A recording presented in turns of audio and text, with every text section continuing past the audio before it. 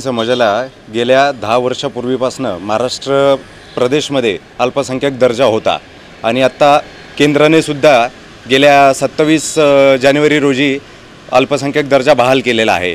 पण समाजामध्ये याची जागरूकतेची उणीव असल्यामुळे आणि समाजाला अल्पसंख्याक या विषयाची जागरूकता नसल्यामुळे समाज याचा लाभ घेत नव्हता किंवा घेऊ शकत नव्हता।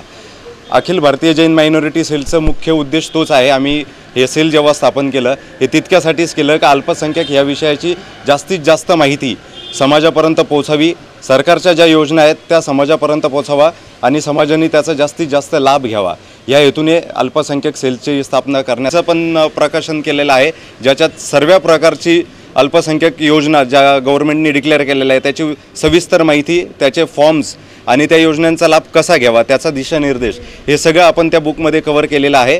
आणि त्या बुकचं विमोचन येत्या 18 तारखेला शिक्षण मंत्री राजेंद्र बाबू डरडा यांच्या हस्ते आपण आदिनाथ जैन स्थानक येथे ठेवलेलं आहे 4 वाजता। तिथे राज्यस्तरीय कार्यशाळा आहे।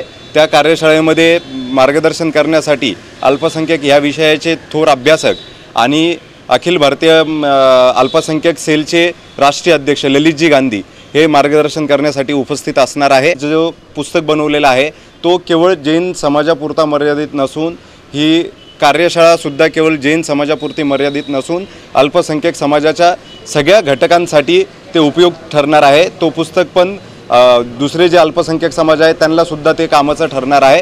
तर याचा सर्व समाजांनी जास्तीत जास्त लाभ घ्यावा अशी विनंती। धन्यवाद।